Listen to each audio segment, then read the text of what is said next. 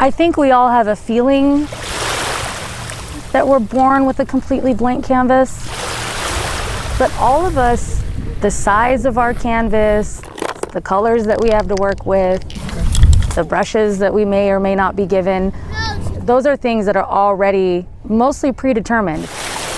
So often it is said of artists. Things are good. I'm painting. They express themselves through their art, and that's it. No words needed. Let the work do the talking. Let the art speak for them, or let others. I've never asked my sister, like, well, what does this painting mean? Or, like, ever. There's a connection between her art and her way of healing and dealing with some of our traumas that we've experienced in life. It's true Yasmin Christopher could spend hours alone with her thoughts, immersed in her work, as if to tell the world, let me be silent. I almost look at each of her pieces and I can feel an entire story. She's starting her next piece. It's personal. I would like to meet the person that actually exists, that came out with a completely blank canvas. This act of putting paint to canvas isn't enough for her to get it all out. Completely redetermine what is going to be painted. I'm talking about those images swirling in her head, those thoughts of the past, the pent-up feelings. I'm talking about her need to say it out loud, to say the words. Say it. I don't owe him anything. It's taken me a long time to realize that. It's her father she's talking about, Stephen Christopher. No excuses for any of the horrible, horrible things that he did. If Yasmin's life were a painting, and sister Sonia's too, what would those paintings look like? Who gets to paint the picture? The person holding the paintbrush, that's who. He was holding the paintbrush, wasn't he? Their father. And what did he create?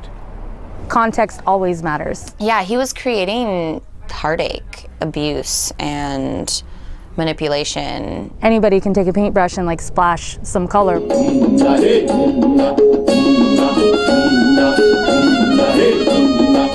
Let me paint the picture. It's 1982. A 47-year-old American man living in Bangladesh, working as a United Nations interpreter, marries a Bengali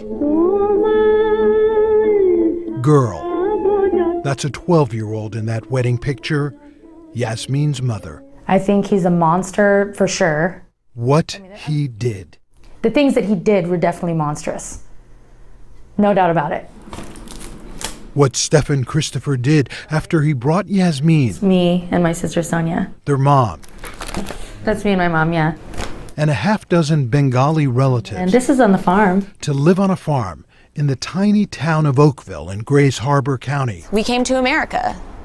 That's a dream that people have all over the world. That promise of a better life. This rich white guy is gonna save our family. You were 4 years old, Yeah, and your sister was just a baby, yeah. And their aunt Cordisha was just 9 years old. We came here and it was totally the opposite of what was promised to us. When my family was found on the farm, the canvas started to be painted over. Painting over ugly. The legal definition of human trafficking is basically you're exploiting somebody through force, fraud, or coercion. We were with our trafficker for quite a few years. That's what you call him, Yeah, your trafficker. yeah. And she was like, I think that what happened to our family is actually called human trafficking. A lot of abuse that happened on that farm to control us. My dad definitely used force, fraud, or coercion. I mean, we were enslaved in that farm. We could not leave. One of my most vivid memories is when my uncle decided that he was going to try and check the mail. There was to be no contact with the outside world. And my dad found out that he had attempted to intercept the mail and made everybody stand in a big circle. And he said, here's a shovel and start digging, because the next time you try to leave, that's where you're going to end up, is in your own grave. Basically beat him almost to death with like a 6-foot stick. He was almost dead. He held the paintbrush with a firm grip. Like, who is he? To paint the picture he did, creating darkness, despair. Use power and privilege to create abuse and trauma? Definitely. The case was based on what happened to you. That's why he went to prison. Correct. Well, he raped her. Severely raped and sexually abused. Absolutely unforgivable. Charged with first-degree and second-degree statutory rape, Stephen Christopher accepted a plea bargain, guilty on 2 counts of indecent liberties against 3 children on the farm. And at that time, we were all over the newspaper, the story in this farm and the suicide. The suicide. This is my Aunt Runia. How did you find her? She hung herself. Her and I were very, very close. The suicide of Yasmin's 16-year-old Aunt Runia alerted Grays Harbor County authorities to the abuses. I do actually talk to her all the time. Her aunt is buried in a Queen Anne cemetery. I feel really sad that she doesn't have a headstone. Impossible to wipe those memories. Someone who had such a huge impact on like so many lives has just kind of become dust with no marker. So much heartache. And abuse and manipulation. It's really overwhelming. Yasmin Christopher is creating beauty now.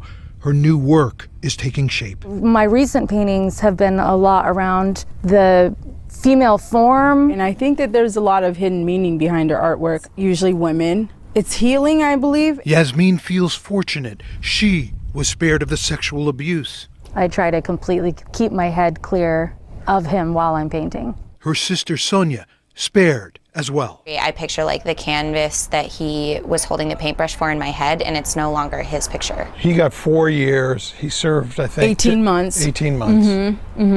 Yeah. I mean, he doesn't have the paintbrush anymore. Here we are 25 years later. He lives in Eastern Washington. Stephen Christopher is a level 3 sex offender. He lives by himself out in this little cabin. I reached out to him for an interview. He wrote back and said he'd agree on one condition, quote, provided Yasmin come with you. Yes or no? No, absolutely not. You want more rice? Here we are 25 years later. Yasmin's aunt, Cordisha, Yeah. gives talks about human trafficking. That's the focus of her life now. She just stands up there and just starts talking about the whole thing. You know, it's an ongoing process of healing and therapy still. Yeah, it's a similar movement. Sonia is in a good place too, Like the community resources. Yeah. consumed with her work related to gender identity. You've created your own canvas. We all have. Yasmin keeps adding to her body of work. When you mix red and yellow, you get orange. She delights in spending time with her brother Naeem and is committed to sharing her family's story to shine the light on human trafficking. It really changed things to have a name for it. There was physical and sexual abuse both. Well, and emotional abuse. The Seattle University law graduate works as the legislative aide to Washington State Senator Pramila Jayapal. To overcome whatever barriers seem to have gotten in her way, I find to be incredibly impressive, yeah. Yasmin is getting married this summer to her soulmate, Nathan. I mean, obviously I'm honored that she said yes, and I get to be part of that painting, I guess, yeah. The beauty of painting over a painting you don't like, that you detest, is knowing it won't be there anymore, knowing it's a different painting now, better. What do you talk about when you look at the painting? Like, do you talk about what used to be there? No, you talk about what's there now. Who controls the brush? That brush is in the right hands now. I feel like it's painting over him. John Sharifi, It's just one of those stories that King 5 News. I felt just should be told.